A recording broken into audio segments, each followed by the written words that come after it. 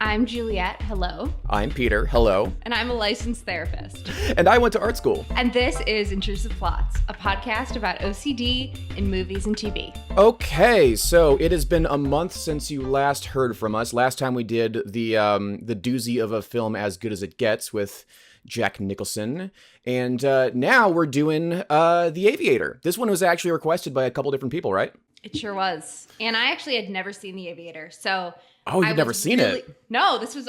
Both of these movies, As Good as It Gets and The Aviator, this was like my first run. So it was very, very cool to watch it, especially for this project. I think this project's good for both of us. You know, we're catching up on all the movies that we say we should have. It's on our list, and then there's no list, and it never happens. Yes, the metaphorical list. The hypothetical list. So yes, The Aviator. It is a 2004 American epic biographical drama film directed by Martin Scorsese, one of the greats. And it is starring Leonardo DiCaprio as Howard Hughes, Cate Blanchett as Katharine Hepburn, Kate Beckinsale as Ava Gardner, a whole bunch of other actors that are huge because it's a Martin Scorsese film.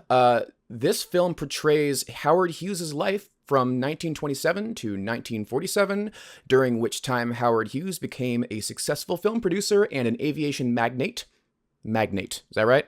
Let's say it is. Let's say magnate is right, while simultaneously growing more unstable due to severe obsessive compulsive disorder. So the very first note I have on this movie, cholera is pronounced cholera. Not cholera, cholera. And then I have like actual notes on the whole movie. But the very first scene is his mother warning him about cholera. Yes, and spelling the word quarantine, which I thought was interesting. She couldn't have spelled the word cholera, though? That would have been way more helpful for me. Yeah, I was like, I wonder what the context of this scene is in his life.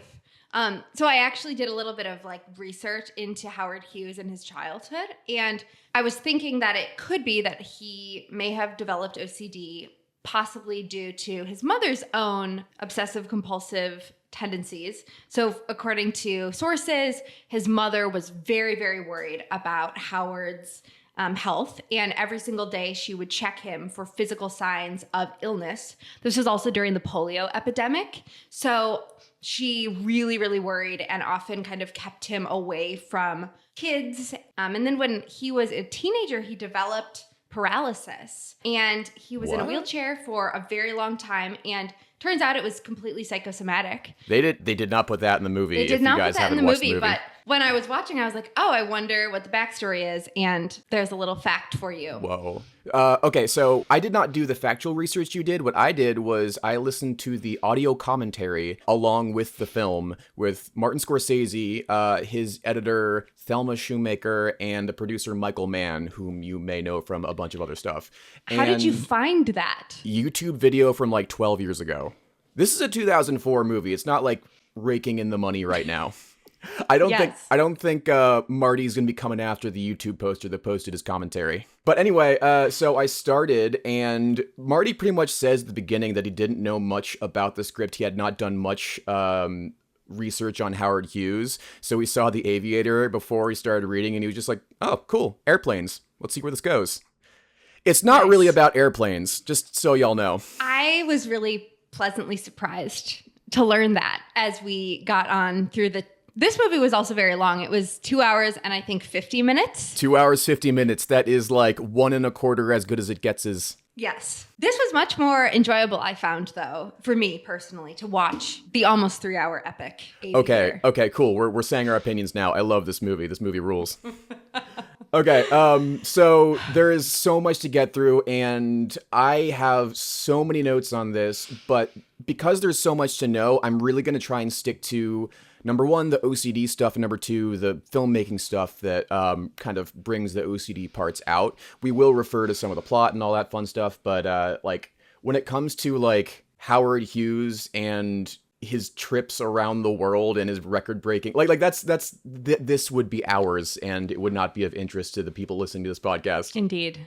Or it could be, but they'll never know. It could be. One thing that was interesting to me is that 2 minutes into the movie, after our cold open with his mother, we find Howard Hughes on set, and they're like, Howard, you can't shoot this. And he goes, no, we're not cutting anything. And I'm like, classic director shit. Yes. You'll also notice in that first one that he doesn't want to go to Houston to shoot because of all the various diseases. And I thought that was really interesting. That's where he was born. okay, yeah. And it's just a very expensive compulsion, you know?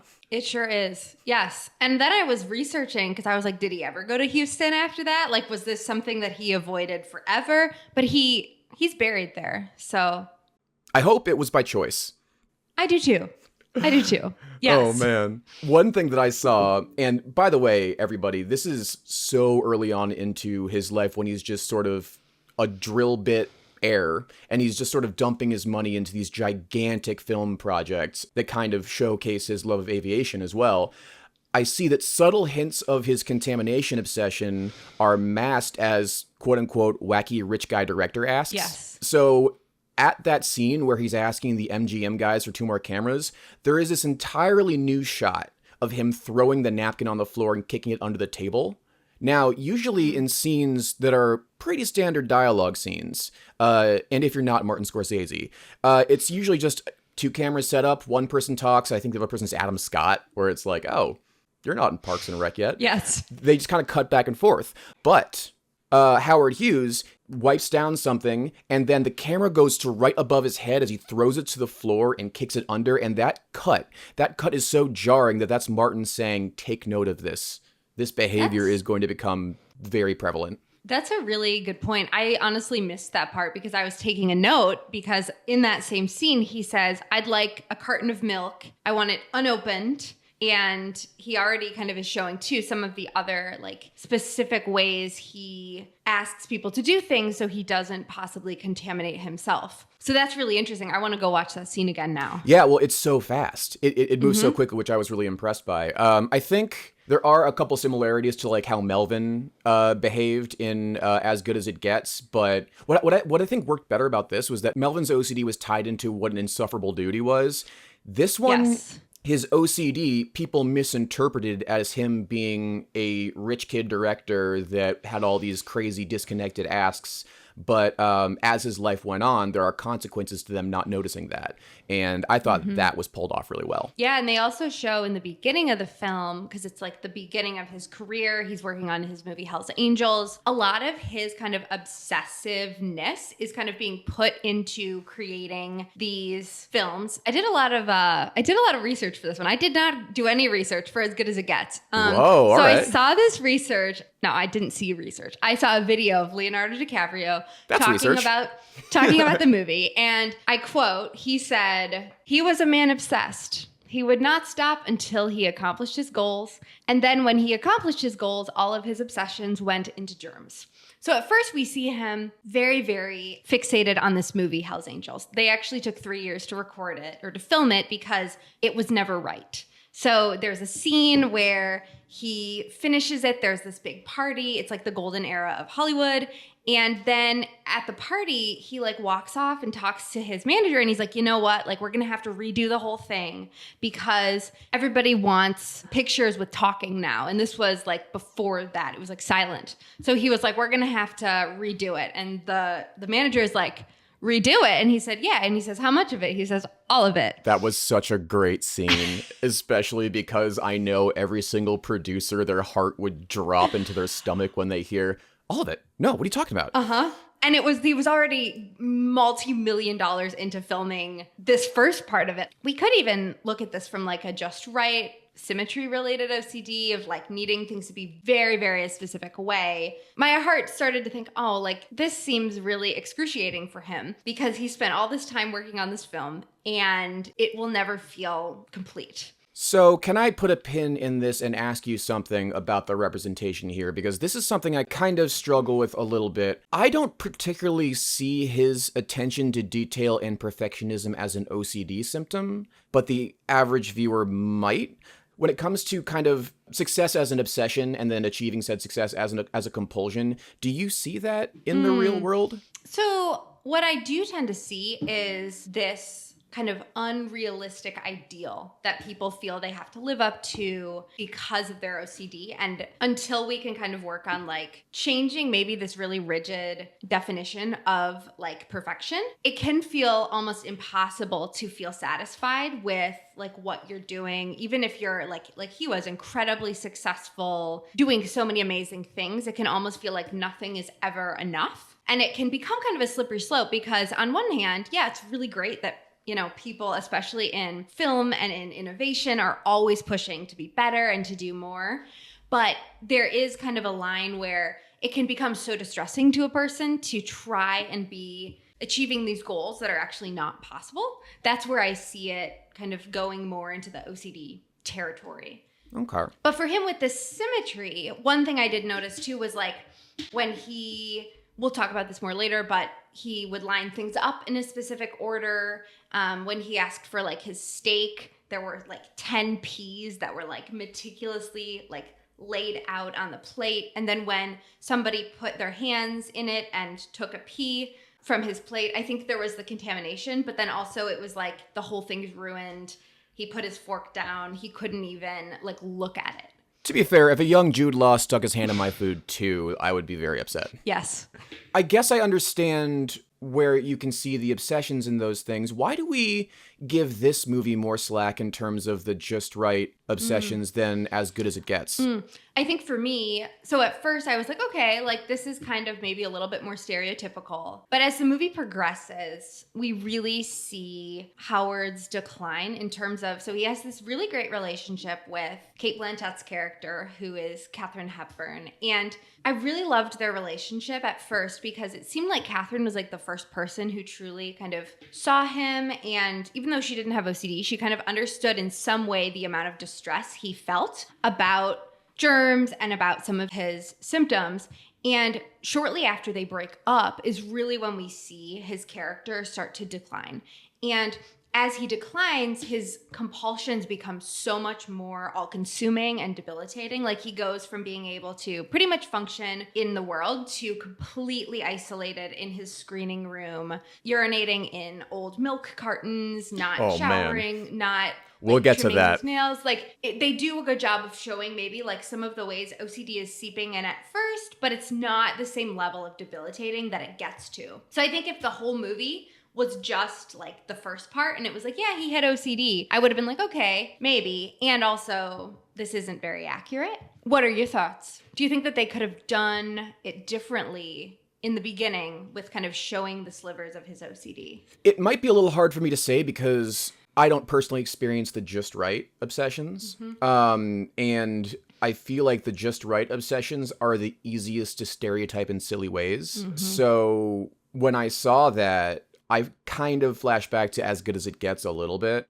That being said, they obviously take it very seriously because it takes up so much real estate in the movie. One thing I did see before we move too far is I think it's fascinating, and this is what this movie does really well. It is fascinating that OCD latches onto some elements of danger and just completely disregards other ones. He is literally a daredevil in an airplane, crashing multiple times, yet it's touching a doorknob that gives him trouble. And even stranger, he's a womanizer and a very sexual person, and that doesn't seem to give him trouble either. No, it's the kind of regular contamination obsession. It's really amazing how much OCD can latch onto some definitions of danger and just completely disregard others. I agree. Yeah, I mean, because everyone is comfortable taking certain risks in their lives. And then there are these things that OCD takes and are like, no, this is the real risk. This is the thing we have to avoid. I wasn't sure about the way they portrayed some of his relationships with women. Yeah, it's true that people's OCD doesn't impact every aspect of their life, but it's interesting that his contamination OCD and the fear of germs didn't impact that at all. Like maybe you would think a little bit. The only thing I did notice with that was when Katharine Hepburn and him broke up, we see him burning all of his clothing, which is kind of, like emotional contamination, also possible physical contamination because like now she's unclean because they're not together and she's not safe. As a therapist, can you define emotional contamination for our audience real quick? Yes. Yeah. So emotional contamination is when a person experiences some sort of unwanted thought, feeling, sensation, and they kind of associate that emotional state or that thought or that fear with some sort of place or object or thing. So because of that, it's almost like the place or the item becomes contaminated because it reminds the person of whatever kind of distressing situation or thought or thing that happened. Okay. We definitely see a lot of that. We also see elements of his deafness start getting mixed in with the OCD. And the first time I watched the movie way back in the day, I thought he had just had OCD and that he wasn't going deaf. And every time they talked to him and he didn't respond, I just kind of thought he was like obsessing, just being That's like, valid. yeah, right. I get like that. We've been there. Yeah, well, I've absolutely been there. I've been like, yeah, Peter, pay attention, you know? Like, I You're thought like, it "What?" was, yeah. So sorry, I was worrying about something that would sound bananas if I said it out loud. I thought that's what Howard was going through those few times, but no, just standard deafness. Yes. And I mean, I think also like a huge part of that probably was because he was in all of these airplanes without any like, I'm not an ear doctor though, so don't fact check this. But I think maybe the chronic exposure to like really, really loud noises may have exacerbated some of his symptoms. I would love to edit the beginning of this podcast, go, hi, I'm Juliet. I'm an OCD specialist and ear doctor. Fun facts. Fun facts. I'm still an art student, though. I didn't go to ear doctor school. So, again, we're not going to talk much about the non-OCD related things, but my film heart hurts for John C. Reilly's character every time he comes up. Noah. We're talking about Noah. Oh, yes. And Yes. every time Howard comes up and has this gigantic ask, and Noah just goes, okay. Yeah, and he's you don't like, know how many it's going times to be I've been this there. much money. It's going to be this. He's like, are you sure? What do you think about this? And he goes, it's your money, at the very beginning of the movie. And that is kind of we see Howard just going to these vast extremes to like complete his goals, like of this giant space blimp airplane thing. And that's where I also saw some of the just right OCD, because he's like meticulously looking at the side of it. And he's like, there cannot be a single, I can't even remember what it was, like something with the screws. And it was like, they have to be this, and like needing to say things over and over. That's when we kind of started to see him really decline, when he's repeating, show me the blueprints. Show me the blueprints. Show me the blueprints. You brought up last episode when Melvin kind of externalizes something, right? Like an intrusive thought, and the emotional weight is so great that he externalizes it. And I pushed back a little bit on that. This that I see in this movie is a lot closer to how I see that show up in the real world. Mm-hmm. Especially when it comes to kind of nonsensical vocal, I don't know if tags is the right word, but vocal phrases that it kind of neutralizes that weight of anxiety if it's repeated again and again and again. That I did see and that I really connected with. Oh yeah, I liked that too. I thought that was, you can see his stress is getting higher. You can see the situation is really hard. And then it's like it kind of bubbles out, and it kind of starts, and he'll say something, and then the more he says it, it's like the more kind of caught up in the cycle he gets. I thought that was really well done. Really, it really was. And I think pretty soon after that scene, this is about 20 minutes into the movie, when they are premiering Hell's Angels, we've got those old-timey one-use light bulb flash cameras, you know? That's crazy that's how it worked. Oh, I didn't yeah, even way back know in the that. day. I was watching it and I was like, is this how it worked? And I was like, Yeah. No, you learn something every day. And later we see even more stimulation of light, and they kind of use that as a tool to kind of bring Howard kind of outside of himself a little bit and kind of show when we're leaving reality a little bit. And I was listening to the commentary, and Thelma Schoonmaker, the editor, was talking about how fun it was for her to edit all the extreme close-ups of people's mouths during the premiere, the feet hitting the, she was like, okay, I've never done this before, but it's going to be a lot of fun to try and do this, especially with such a grand scene with like cars and people and all kinds of decorations. Any other filmmaker would feel a lot of pressure to keep it there because that's where the money is, but no, they edited it in a way. Honestly, like, it got me thinking of that one scene in our own film Exposure. There's like a couple of like really liberal use of close-ups that's kind of this claustrophobic, tight space, high anxiety type scenes. And I just thought that was really cool. Also, really cool to hear that in the commentary. Yeah, and that's also such a very like accurate representation of what it can be like when you're experiencing like some intense OCD, or if you're out in the world and your OCD is like scanning for possible threats. You like hone in on these things that cause a lot of anxiety or disgust or fear. And Yeah, it's really distressing and also super distracting because instead of seeing the big picture of like this big movie premiere and all of these wonderful things, it's like, oh, that person's mouth looks weird, or like, oh, all of these people, and like you can see them sweating, and I can relate to that. Here's a question. During that scene where we start to see kind of the flashing really get to him and the sound of the feet on the light bulbs and the crowds, it sort of seemed like the sensory overstimulation was a part of it. Is that something that people with OCD commonly struggle with? Because I don't remember that sort of being in the classic sort of list of symptoms. Yeah, and I don't think I can speak to that in a lot of times we see OCD overlap with other things. And for a lot of people, it can overlap with like ADHD or autism or other kind of sensory processing difficulties. But I can't really say one way or another, but I don't see that distinctly as part of OCD frequently. I'm just one therapist. I feel like if it was meant to be something that they wanted to highlight, they would have had it in like a few scenes rather than like one or two. Mm-hmm. And then this premiere of his happens, years and years and millions of making this film. He sits down and he shows it to people and he hates it in the chair. And that is the realest part of this movie for me. Oh, did you feel that? I'm just like, why couldn't I have just cut that shot? Why did I need that shot? Every time that shot comes out, and I'll just squirm in the seat. And of course, I'll look to the left, and then people will be like, why are you looking at me? Watch your own movie, you know? Everyone else is like, oh, that's cool. And you're like, that was terrible. Awful. Why did I do that? Can I have $1 million more and shoot some more scenes? Yeah, then he leaves, and he's like, okay, we need to make these edits. Yeah, he's not going to the party. Get them out of the party, back into the office. Oh my God, just the people seething around him. Yeah, I think this is why we have unions in the film industry now. 38 minutes in, he's flying with Katharine Hepburn, cellophane on the steering wheel of the airplane, and then he drinks the milk after Katharine Hepburn, and it should be funny. Like a Got Milk ad too, like. But it's weird because like milk. It's like when it comes to Katharine Hepburn, like she drinks it first and we see him hesitate, but that obsession was not enough to stop him from drinking the milk. He loves his milk. He loves his milk. Well, I think also there's like in the commentary, of course, Scorsese talks about like the milk and like the clouds needing to be like mother's breasts and all having things that fed into OCD. Like there was some kind of like hokey Freudian psychoanalysis thing going on. Okay. In the real world, does this kind of Freudian psychoanalysis actually have any weight in OCD, or is that just pop psychology?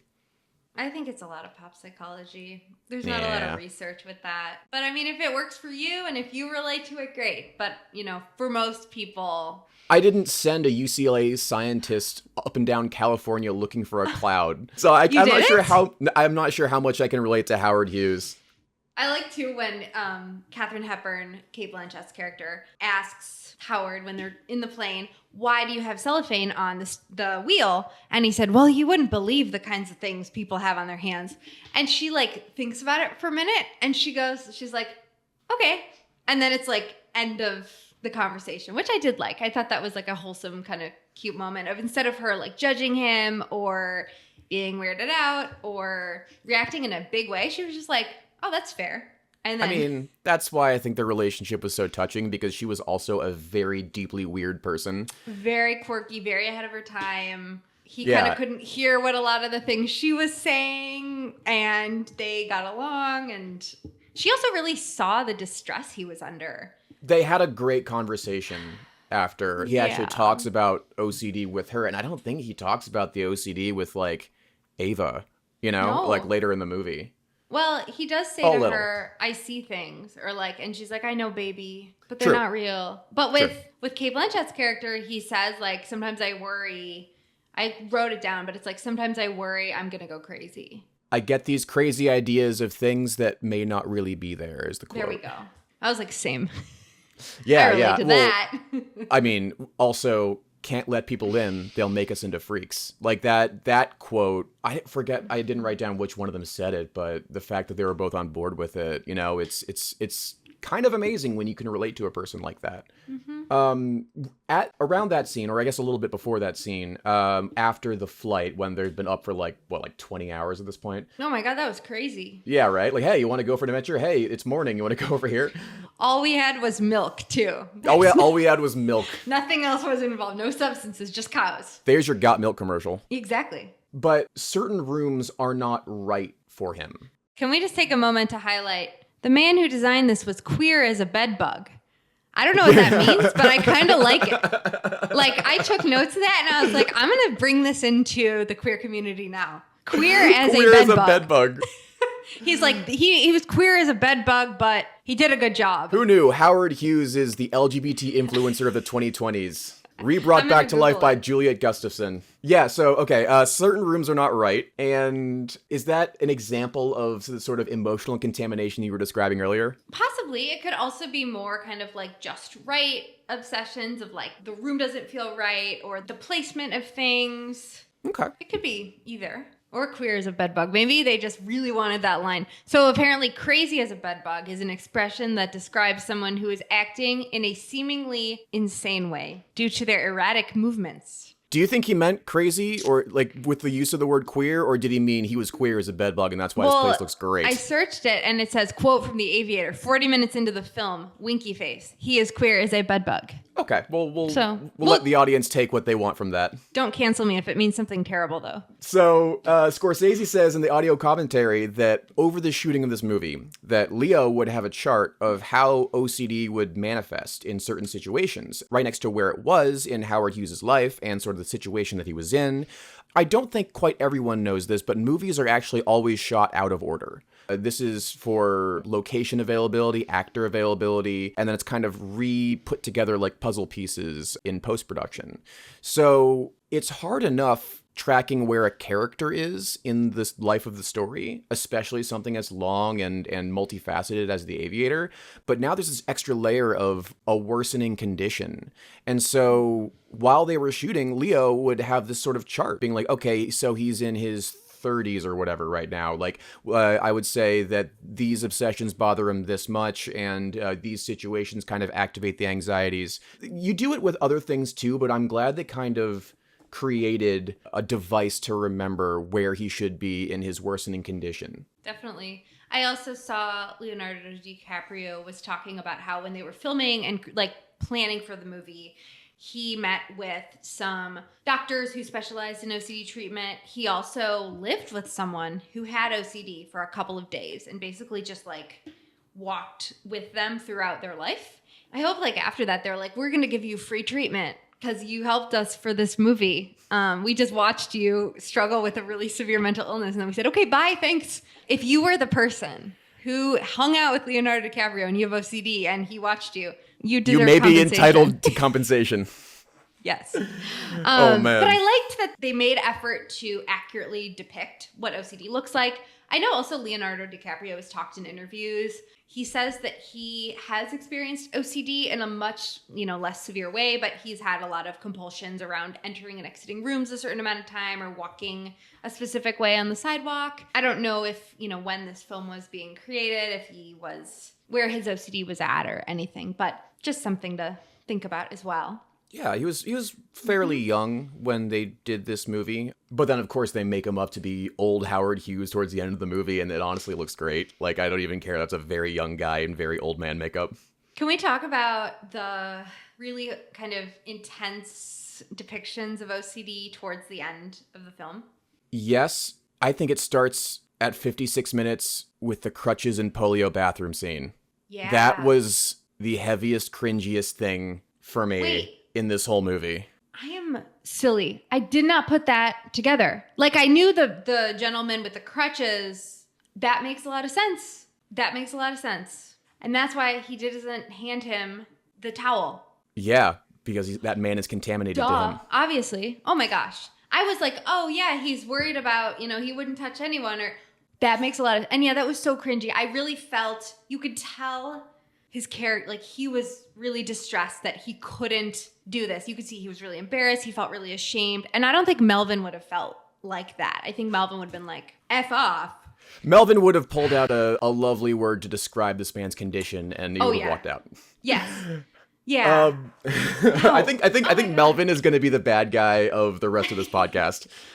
One thing in the commentary for that scene, well, the first thing I want to say is the cinematography, sort of the way that light is exposed. You'll notice while he's sort of like, washing his hands, that the light is really overexposing his head. We're getting less information. It looks more subjective. It looks less real. One of the first things they teach you in film school is that if you want to show something as kind of less real, less objective, less real world, you can elevate that by increasing the contrast. It just kind of departs from reality ever so slightly. And then Marty says in the, I don't know why I keep saying Marty like he's my bud, but I'd like him to be. Yeah, he says... Manifest it. Yeah, I'm manifesting. Marty, if you want to hang out, I know you're really busy. So he said he'd treat the objects as characters with the angles of the camera. He'd use the angle of the camera and the size of the frame. Those towels sitting there, he would use those towels as a character back and forth, almost daring Howard to touch them. Sort of, this was in his words. He always sort of talked about throughout this commentary how he worked hard to keep the humanity of somebody who was largely seen as this recluse weirdo, like especially when affected by OCD at his worst, which we're getting to, so that us as an audience can still go along with it. And I love that choice. It's what I tried to do with Exposure. It's what a lot of people tried to do with representation of whatever they're trying to represent. It's humanity first. And then when it gets to some extreme places, we can see how it got there, and it's not like we're too separated from this person as a character. Well said. I think Marty would approve. Okay,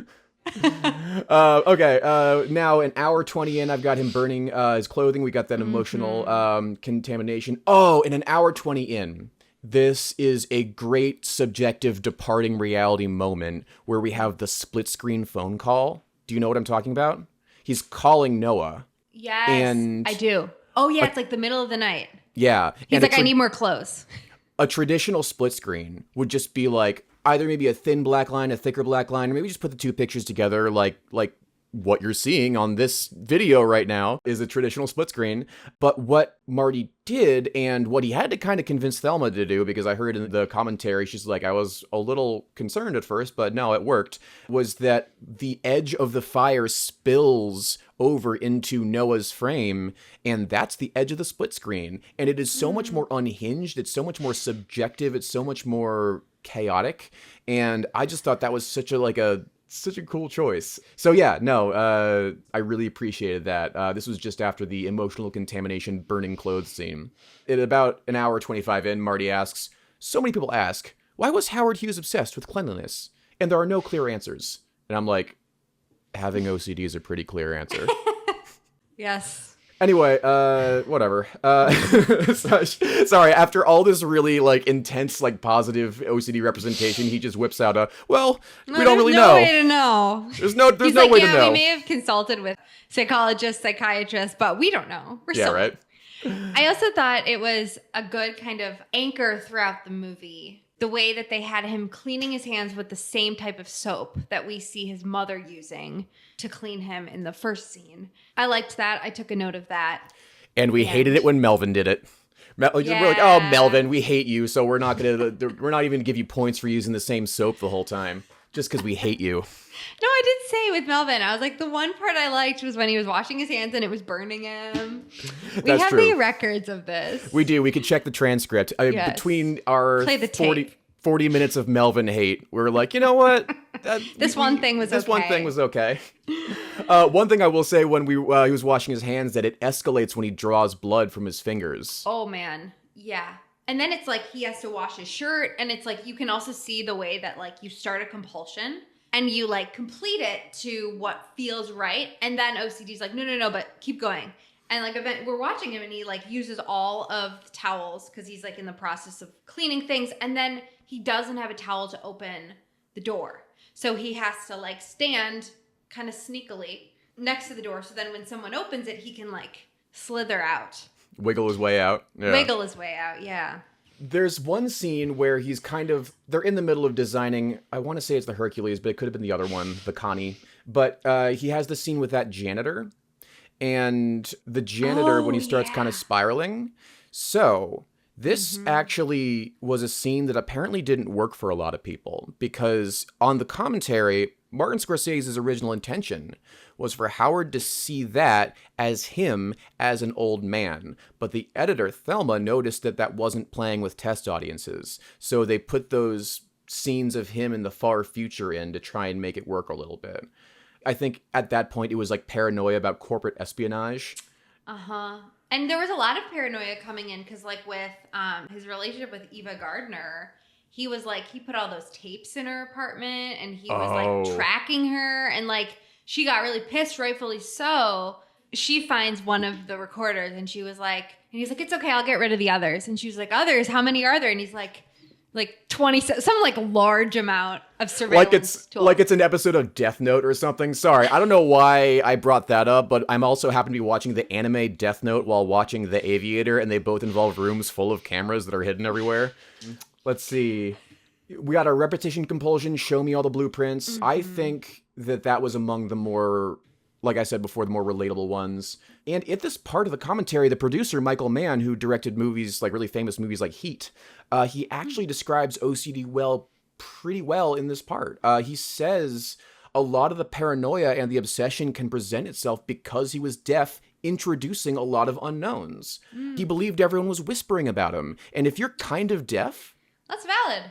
If you're kind of deaf, you can't identify what people are saying, and you see people's faces, and then your mind it's just so much easier for your mind to go to the worst place. Very true. So much more room for doubt.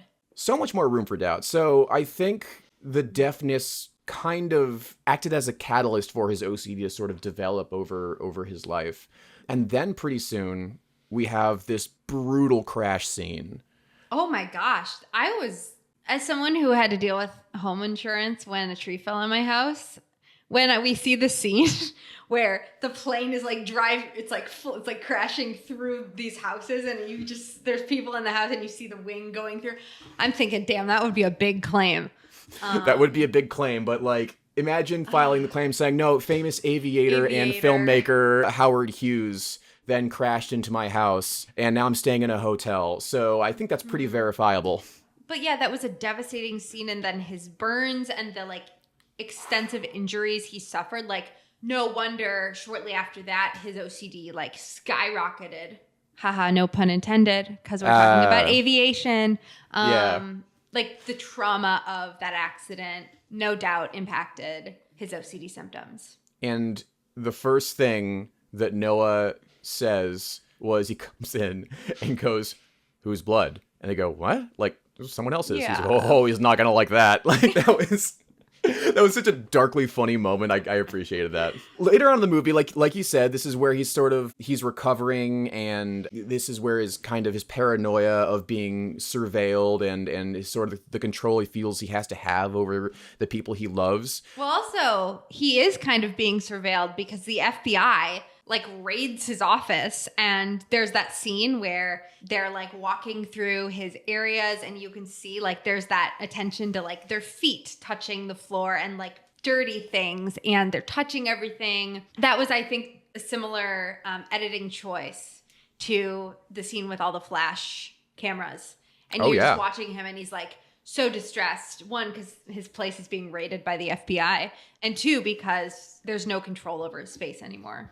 That's a big part of it, control. And there's no control over his own living space. It was, violated in kind of a big way. And he was indeed being surveilled, and he had corporate rivals that were willing to go to some extreme lengths to get dirt on him. Yeah, I mean, I think all of these things, if they didn't contribute to the OCD spiraling, I imagine it didn't help, Yes. Also the dirt on him. That was a good pun. Look at us making puns, or at least you recognizing puns being made. Can you tell I just love puns? It was so natural. I came up with Intrusive Plots as a title. Did I groan at my own pun? Good title. So at this point in the commentary, Michael Mann, the producer, talks about how, playing someone with OCD isn't something you can really leave at the set. And I did want to push back on that a little bit. I think what he's trying to say is, someone that is delving so deeply into such a horrible disorder, it's hard not to kind of take it home, and like you can't like leave your job at the office like a lot of other jobs can. People say this about actors sometimes, and maybe Leo is this kind of actor, but a lot of actors are able to keep it on the page. Our lead, Douglas, that's kind of what we talked about at the beginning of shooting Exposure, is that like we want to keep this on the page. You know, I don't want to like delve into things that would affect my mental health poorly, and that was kind of something that we agreed to do, and I think it worked out pretty well. It's like that Sir Laurence Olivier quote, "Have you tried acting, dear boy?" I don't. There's a cute little like Dustin Hoffman, Laurence Olivier conversation where Dustin Hoffman goes all method actor, and Sir Laurence Olivier, it's like apparently a very American thing to do, to like go all Heath Ledger, being like, I have to become the Joker or whatever, you know? And then Sir Laurence Olivier, an English actor, the trend or the stereotype or whatever is very, they'll kind of saunter onto set or the theater, and then they'll be like, all right, I'm pretending to be this person now. And it's fine. Yeah. Yes. So have you tried acting, dear boy? That's the big joke that has stuck around in the film world for decades. Thank you. Glad I could bring some more film nerd shit in here. Always a low blow when obsession is used against you. Okay. Throughout this whole movie, his rivals, the senator, other people that just know that he has problems with these things, and to get the edge on him in a negotiation, they just straight up torture this poor guy. Yes, yeah, when they're purposely going through his house and getting dirt on the floor, when he goes to the senator's house and the senator's like, eat!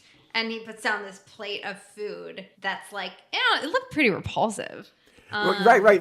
Very beginning of our movie with the fish. It's because fish is the most suspect food ever, no matter how, like, you can't make it look good on screen, really, you know? Yeah, and then there's the, like, stains on the glass, and you see him internally trying to think, like, okay, obviously I can't do this, but also, like, I have to because of the context, and then you see him, like, I was like, okay, unintentional exposure, check. Sure, yeah. It was hard to watch. Yeah, Howard Hughes, why don't you live for your values? Values-based bitch. What a values-based bitch, making all that money and making over-budget films. So yeah, I think we start to kind of get the establishment. We're about a couple hours into the movie now, and this is where we're going to have kind of the most to talk about, the establishment of his safe room. Yeah. Here's where things start getting a little bit more subjective, and they go out of their way to make us lose a sense of time, make us lose a sense of what's real. The sort of montage, nebulous way of editing it kind of helps with that. Like I said before, the larger amounts of contrast in the lighting, a classic move, especially with like the projections of his old movies on him. And it's just so disorienting, which makes us lose a sense of when and where he is. Scorsese says it was one of the most difficult scenes to do. Yeah, it was really hard to watch. From a practical filmmaker's perspective, it is hard to do scenes by yourself at all. Scene partners make this easier. When you're doing a scene, you are living through your scene partner, and that's how a conversation can kind of be held up. That's how like things have context. If you're just kind of acting by yourself, it is so hard to make it not hokey. I would be laughing so much. If you were just like in a room, like surrounded by people, and be like, okay, line up your piss jars, you know, like, oh, by the way, when I saw the piss jar scene, I just wrote down, this is what you get when you order a flight at a brewery. Stop. I agree. I hate beer. Yeah, I love beer. I don't like that beer. That scene. It was a tough scene. It was tough. It's hard to know when a good line to walk is, so it doesn't look silly or overly artsy, but I think they really pulled it off. I did too. I had a very like physical reaction to watching the scene. Like emotionally watching it, I was like, oh, that's really sad. I felt my body tense up. They also kind of introduce a newer compulsion into the mix, which is hoarding. Anything that comes into the room is not going out of the room. So his urine is being saved in these old milk jars. All of these newspapers line the floor. Howard Hughes, the real person, towards the end of his life, he isolated himself in the penthouse suite of a hotel and was completely naked. So as Leonardo DiCaprio, as Leo, I should say, portrays, he's completely naked. And then he would wear tissue boxes on his feet to protect his feet from contaminants that could be on the ground. This was in real life. I want to jump in real quick. For those of you who are listening on Spotify, Juliet just held up a tissue box like this is a prop comedy show. It is. I'm just like, she had that tissue box ready an hour into this podcast. We're like, This was and the then talking point. This this was is what the I was talking waiting point. for. Yes. Oh my goodness. I'm so much less prepared than Juliet for this podcast. I did my homework this time. Another thing that struck me with the scene is they also did a really good job of showing kind of the way OCD does not follow any logic. So visually, when we see Leo in this room, it's very clear he has not showered. It is very clear he's really not taking care of himself. His nails are really long. He's very dirty. He's completely naked. He just really looks like he's going through it. And he's also so afraid of other people contaminating him. His OCD isn't like, you might be dirty right now. It's like, we must prevent outside things from getting in here and contaminating us. Yeah, he's the petri dish, you know? Yes. And then we see him with this microphone as part of the montage, and he's like walking his crew through the instructions of how they bring something into the room. And it's like, wash your hands, do this a specific way, use your right hand, pick up the bag, open the bag, hold the bag at a 90-degree angle, approach the door, hold it this way so I can put my hand in without touching the paper. And then it's like, if anything gets messed up, repeat the process. And then he starts repeating the words. I really liked how they depicted OCD towards kind of that part of the movie. Because it was not glamorous, it was not quirky, it was not fun, it was really devastating. And you could see just like this man who is incredibly powerful and smart and creative, you could just see him completely consumed in his own mind. It was brutal. It really was. It was really brutal, yeah. I've got a couple more things to say from sort of a filmmaker's perspective about these scenes. Martin Scorsese, and he's done this in a couple of other films, he actually altered the dimensions of the room in between the shots to make he literally wild. extended the walls of the room to make them longer and shorter to ever so slightly throw off the audiences. That's expensive to do. It's very smart. It also takes a lot of money and a lot of manpower to pull that off. He's done it in other movies too. In The Wolf of Wall Street, again, Leo, during the Quaalude scene, he's falling down a set of stairs. It's like 3 or 4 stairs, but then they cut to 20 steps in the stairs and he's falling down 20 steps, and then it cuts right back to 3 or 4 because it feels like he's falling down 20 steps. And he had that built into the set, and that is so much effort. It's like a more extreme example of the shot in the very beginning of the movie and this podcast when we move the camera up here up top just to see the napkin go under the table. Like, that's a significant amount of effort for the bit, but no, it works so well and it gets us talking about it, decades after this movie is out. They experimented a lot. They did end up trashing like 5 days worth of shooting. Granted, this happens all the time. Lots of scenes don't make it into the movie. Every movie goes through this. This just goes to say that like a lot landed on the cutting room floor. It was originally conceived as a way longer sequence, but they kind of really labored over how to balance showing it and giving it sort of the real estate in the film that it needed. Which I think, I think it was a good balance. I didn't get bored watching it. I think that was what they kind of labored over. And then they also added to it when there's another scene, kind of similar time frame, where Eva Gardner goes to his house. And we see that like he's basically like taped off different rooms, and he's kind of created this like pathway in his house of where things are safe and clean and where the contamination is. And then we see her walking in and she says something kind of sarcastic, like, I love what you've done with the place. And then she like starts walking through and he's like, no, you don't go in there. And she's like, it's okay. And then she walks through. That's when I saw a lot of the hoarding stuff too, because his house was in pretty significant disarray. No, absolutely. Real quick, back to the safe room. When he's meeting with Juan, that was a fictionalized scene. Of course, every biopic is fictionalized to some extent, but they wanted to show him dramatically negotiating with Juan. It speaks more to where he's at to have the scene be like through the door, and he's just smoking a pipe and blowing the smoke into the keyhole. Mm-hmm. You can see Noah standing in the background, by the way, just letting that happen. If I were Noah, I'd be like, hey, fuck off. Don't do that. Noah's like, I gotta let him breathe smoke into the keyhole. Yeah, and for those of you who haven't seen The Aviator, Juan is the like president of Pan Am Airlines, who is trying to bar Howard from being able to fly his airplanes overseas to Europe for commercial reasons. That's true. We're trying to get better at establishing who we're talking about, but Juan is played by Alec Baldwin, and he's Howard Hughes' main corporate rival. They're enemies. They do not become lovers, just enemies. This is not an enemies to lovers story, but I would love to see a corporate rival enemies to lovers story. That would be something that would get my money. With OCD too, as part of it. As part of it. Around this point in the commentary, the editor, Thelma, says, well, if he were on the medication that we have today, he might have been better. But these medications can also cut creative ability. And would we have had such great works by him if he was medicated? And I immediately thought, yes. Or it doesn't matter. As someone that has this, I would, if there was a button to be like, you don't have this anymore, but maybe your movies won't be as good, I'd still be like jamming the button, be like, And I'd be like, sign me up. Yeah, That's right? also interesting because he probably actually would have been able to do even more because he wouldn't have started to develop a substance addiction.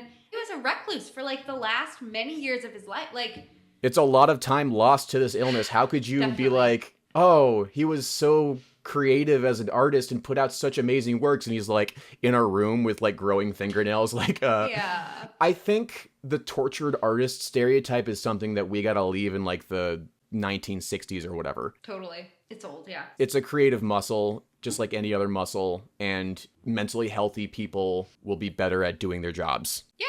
Also, lots of people who take meds are also still really creative. Like, I don't know where this idea of like, if you take a med, you won't be able to feel anything or be creative or be yourself. It's like, no.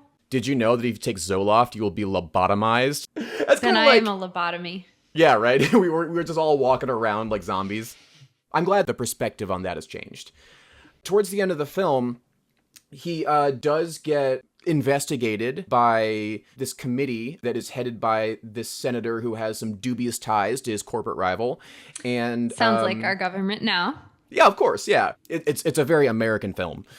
It ends in a way where he does kind of win out. He still gets to fly his gigantic plane, at least for a test drive. It never does go beyond that, but he still wins in the sense that he gets to test drive the Hercules, or the Spruce Goose, as they lovingly refer to it. The film technically ends on a successful, happy note, and then we reach the final scene. He has a spiral in front of a lot of people. Right. Oh, of course. Yes. And Noah and the people around him just take him into this little room, and he like, does get a doctor. Like, no one sees him like this. And he starts repeating the thing he happened to say, which I don't think the content of the phrase, the way of the future, was anything super important. I think it was just the thing he happened to be saying at the time. Yeah. And he just performs that compulsion over and over and over again. And it's just such a really dark note to end on a technically happy ending. Yes. And it was because when he's there, he sees these people and he starts to think that they're like walking towards him and that they're coming to get him. And then he gets really anxious, and then yes, so it ends where he's like in this small room off of the airport hangar, and they're like, get a doctor. I think this movie earned its place in the list of movies that people bring up when they bring up OCD. I do too. So this is another famous me thinking I know what a movie is and then not. So whenever anyone was like, The Aviator, what I thought of was that one movie with Tom Cruise. You thought this was Top Gun? You thought this was an action movie where he's like doing flips and shit and like doing barrel rolls? Like, oh, by the way, I have this debilitating mental illness. Like, so when I Googled it like a few weeks ago, and I was like, oh, Leonardo DiCaprio's, and then I was like, oh, this whole time, I thought they did a really good job. One thing also I thought of is like, I think that Leonardo DiCaprio should have won an Oscar for his performance in this film. I was like, how did Jack Nicholson get? How did Melvin win? How did Melvin win and Howard lose out? Yeah. And there are all the memes about Leo never getting his Oscar. Finally he did, but yeah. I'm like, that doesn't make sense. Like I liked it. I thought it was a good representation. I'd give it probably like 10 out of 10, not 10 out of 10, but like, whoa, your instinct was 10 out of 10 though. That's pretty cool. I would say 8 out of 10. Okay. That's very good. Yeah, I'd give it 8 out of 10. This movie was a moderate commercial success at the box office. It made $214 million on a budget of $110 million, so that was a solid success. Cate Blanchett did win Best Supporting Actress for Katharine Hepburn, which I can totally see. I love her. She did so well. She really went hard for that deeply, deeply strange character. It got nominated 11 times, and neither Scorsese nor DiCaprio won for their respective roles. And at that point in time, both of them were pretty cursed, I think. Scorsese finally won for The Departed, which was in 2006. It's a big deal for Leo DiCaprio because it's a hard movie to pull off. Like, biopics are hard because not only do you have to play a believable character in a good story, but you also have to do, like, kind of an impression the whole time. Either you do it well or people are like, that was terrible. That was not at all accurate. Right, because it's hard to get lost in a character if they're doing a voice and doing, like, a thing. It takes an extra amount of skill to do it, but he did it for 2 hours and 50 minutes, and notice how we're not complaining about the 2 hours and 50 minutes, but we were complaining about the 2 hours and 19 minutes of Melvin, the Melvin story. Indeed. Oh my goodness. Okay, that's kind of all I got. What about you? I think so, yeah. Yeah, so thank you all again for listening. I'm Juliet. I'm an OCD therapist. I have an Instagram account. I also have a Patreon where I make videos and content about OCD. And this is my friend Peter. Hi, I'm Peter. I'm a writer-director. I wrote and directed a movie with my team called Exposure that I will apparently never stop talking about. It is on Amazon, Apple, all the VOD platforms. You can even get it on DVD. Follow me on Exposure_movie for more of that. And follow us on Intrusive_plots. Oh yeah, that one too. Yeah, and tell us what we should do next. And like all good movies, or movies that aren't great, or movies that are okay, everything must come to an end. So this is the end of our podcast for today, but we'll see you on the next one. See you on the next one. Bye.